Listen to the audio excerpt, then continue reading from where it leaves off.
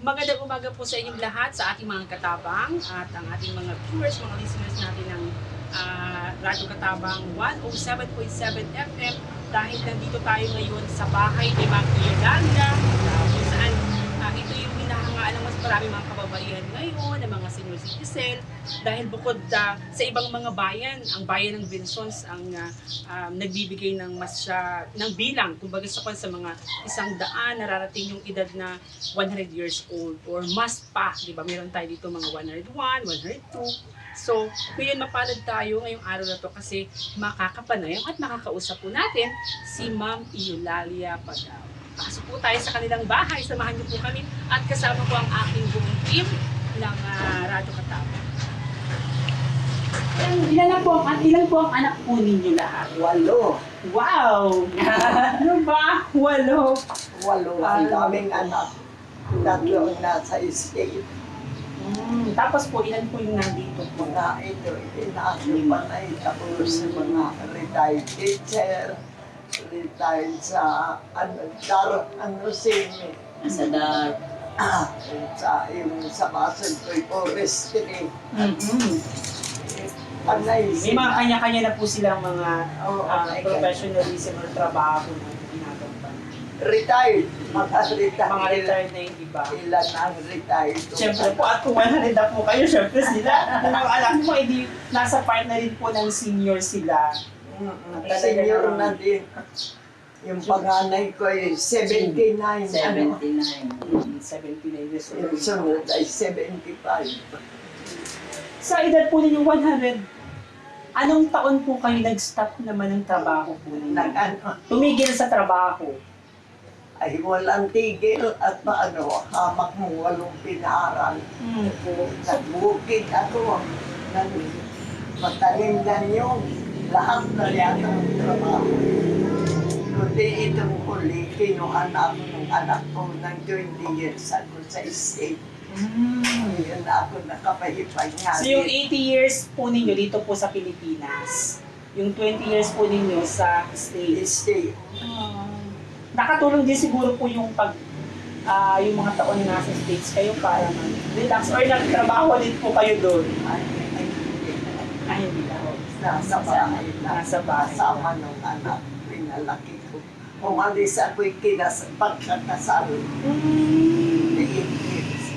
28 years. Ay wala naman akong sakit. Ang sakit ko ay panganganak. Pero may akong ospital. Mahirap ako.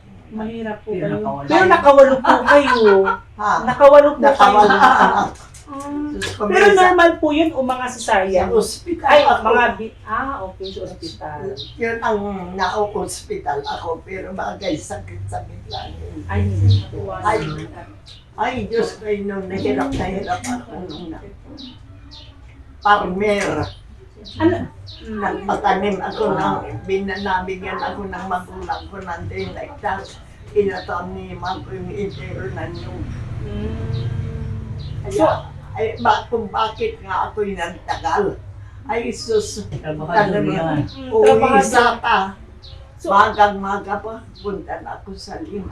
Po, kahit sino naman po talaga kung noong mga panahon mga na ito ay parang ano ka sa trabaho, parang bugbog ka sa trabaho ng mga panahon na yun. Lang nga ako nung makuha ang danaw, hamak mo ng 3 hektarya ang danaw. Jesus Maria Jose. Nakuha po yun ng gobyerno. Nakuha po ng gobyerno, Ay, sinasabi niyo. Kung ay ang kailangan sa Nasa pera. hamak mo yung Diyos ko po. Yun po yung parang nakapagpalungkot sa'yo. Oo, yun ang isip ko. Yan ko yun. Sabi ko, ako'y masama sa estate. Malimut-limutan. Malimut-limutan na. Parang may epekto kasi kay nanay yung makuha yung property niya.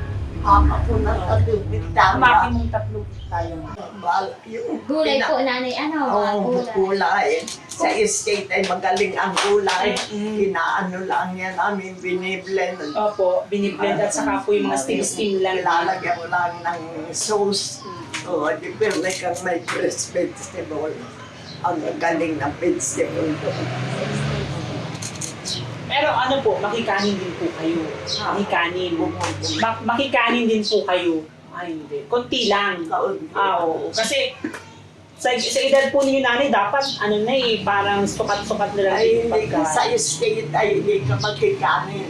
Mandami ka. Bread, mga tinapay, At mga cakes po. At saka doon mga Ano po nanay, may advice mo dun sa mga senior citizen na gustong marating yung 100 years mong narating? ay marahil ay ano siya. Magkain na lang ng mga hindi yung iba tayo gusto ay karne. Ay Karne. kami, maski yung asawa ko ay kung nakarne ka ngayon, bibili ng isda, gulay, Parang parang binabalance. binabalanse-balanse po ng ang pagkain. Kasi kung puro karne, di natin maano yung kalusugan natin kung puro na lang, di ba, karne ang kinakain ng isang tao. Pero po kami, nanay sa Radyo Katabang, ang pinopromote po namin ay ang masusustansyang pagkain. Yung mga gulay, yung mga tinatawag nating hindi pagkain ng sobra or yung mga dapat ay binibigyan po natin ng Ang importansya. pakiramdam ko, kaunting kanin ka lang. Tama po, kaunting kanin lang. Kaunting kanin. Ako ngayon na yung kanin. Pag gusto niyo pong lumalabasan po kayo pumupunta. Ha, Pag lumalabas po kayo, saan po kayo pumupunta? sa simbahan. Simbahan. Hindi kayo bibisita doon sa asawa ko. Yun na Sa lang. tapos ay hindi na ako ngayon. Hindi makalabas na ako. Masaya po at syempre kayo ay sa edad na yan ay talaga namang nakakausap pa. Di ba? Oo. Medyo alam naman natin na talagang humihina yung ating Pero pandemya. ako'y nakakapag-nobela pa. Nakakabasa pa po. Ang galing. Diba? Ngayon po yung mga kabataan namin nakararanas na po sila ng pag nahihirapang magbasa. Ako'y nag-nobela pa. Unahin nga ang dami ng nobela. Nababasa niyo pa po yung nobena. Kahit kami mga kabataan. Parang ang sarap parating po nung narating Ganyang po ninyo. edad po nanay. Oo. Iba ang feeling na makarating sa kanyang edad. Mahirap. Mahirap pero nandun yung sarap pag nagtago pa yung mga anak ko. Oo. Nung dinadala na ako ng 100, sabi ko, ay, hindi ako masaya. Ay, bakit naman po nanay? Ano pong pakiramdam po ninyo na dinadala po kayo ng 100,000? Hindi ako sabi ko masaya, nag-iiyak nga ako. Bakit po? Ay, iyan ang hirap. Hindi na ako makakain ng gusto ko, hindi na ako makapagluto. Kung anong iduhol sa akin sa lahat. Yun lang po ang kakaiba. Kaya huwag kayong maigaya na. At kaya ito, sabi ko doon sa nagdala, huwag kayo mag-inanakin. Ni isang sentimo, hindi ko babawasan. At ito ay Nakabudget na ni nanay. i-deposito ko na sa St. Peter. At gusto yung kabaong huwag mabawasan 100. Yun ang lalagyan. Pinaghirapan kong hindi ka makakain ng gusto mo. Hindi ka gusto mo ay ice cream, bawal na sa iyo. Gusto mo ay mahirap. Kaya sabi ko, bibigyan ko na lang kayo ng ibang klase, pero itong binigay niyo, hindi ko babawasan. Talaga. Kaya pagka umaga, dinipo. Kasi sa bagay sa kanya naman kasi talaga yun. Kung ano man ang plano, ni nanay, Ayun Sa sa 100,000. sabi sa akin, ikaw na po ang magluloob at ibinibigay namin yan sa iyo. Binigyan din ako ng pera. Ay sabi ko, Diyos ko po, hindi ko na ito ang ito. Pinaghirapan ko pagka, ay hindi lola, sabi naman sa akin. Yan ay para sa iyo. Bahala ka kung aanuhin mo. sa'yo po talaga yun. Sabi sa at talagang yung maski yung sa munisipyo, 23 ka, ayaw kong papagtanan. Sabi ko, ako'y naghihirap, di ka makakain ng gusto mo. Hindi. Ako'y maki-ice cream, bawal at Na-ice cream pa po kayo ng pag gusto ninyo. Ngayon po, ano po yung mga namimiss ninyong pagkain pag kayo ay nandito lang sa bahay? prutas. Super. Is na ko prutas. Bukas po. Talagang ano. Pero dinibitahan niyo pa rin po sila ng pagkain. Yan, Halimbawa, karne.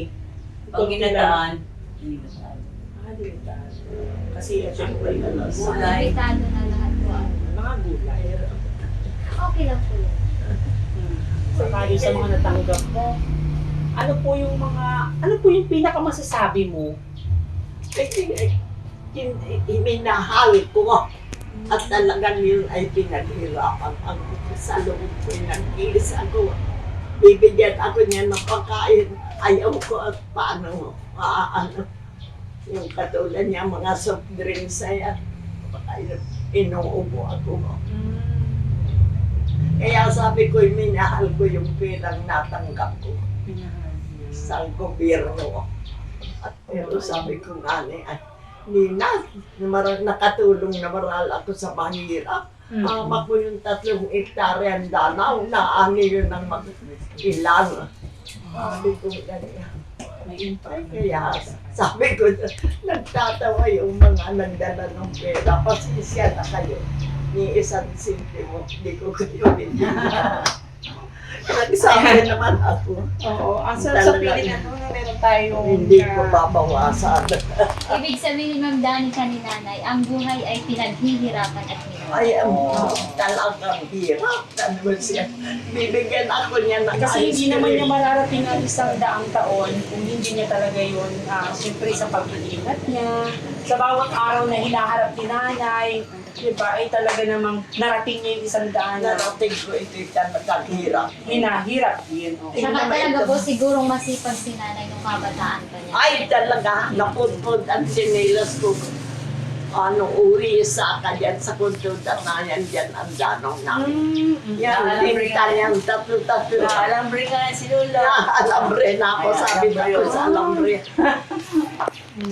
Pagpapatanim na niyo, Alambre. Ngaya na ang kulong kilatak mo kung sumabit sa alambre ang aanin.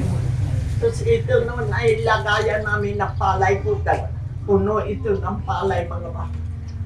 Sa loob ng 100 taon ni nanay talaga, yun ang naka-apekto sa kanya lang yung nakuha yung na hektarya na. Pabilan kami din ng palay hanggang doon sa anto. So, kay uulan na. Yung pagpaputun-tun. Kaya anong hirap ang pinagdaanan ko hindi ko ako manay. Talagang pinagdaanan. Solve naman daw nanay sa 100. Ah. Solve naman po sa 100. So, Sabi ko kasi yun na yung 100. Kulang pa. Isang anihan ko lang. oo, isang anihan daw naman ni nanay yun. Ay, Pero nanay, masaya po kayo. ay masaya ako nakatanggap. Pero di ko talaga binawasan. Sabi ko doon sa nagdala, pasensya na kayo. At ito'y talagang hirap ang dinaan ko.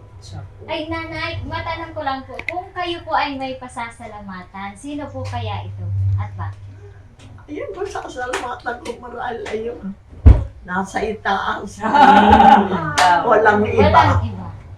Hindi, may santo kami. Saint Andrew.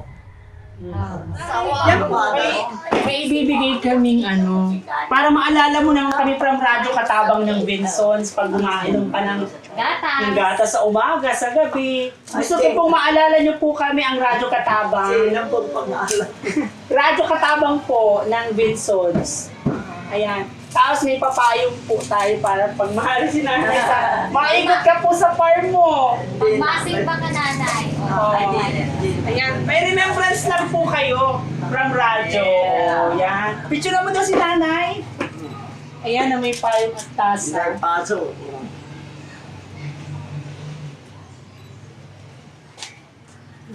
Pagandahin mo ako. Pagagandahin natin si nanay at 100 years old. Dati lang maganda. Nakakadagdag ng ganda ang edad. Ayan. Ayan natin para din ang ilang si nanay. Bisita din po kami sa nanay, huwag kang mag-alala. Napunta po kami lagi dito para naman Ay, oh, magbisita. Sabi sila ng mga Opo. Hindi ko kayo mapakain. Okay lang. Sama ko lang. Biglaan, Lola. Biglaan nga po. Okay lang kami, Nanay.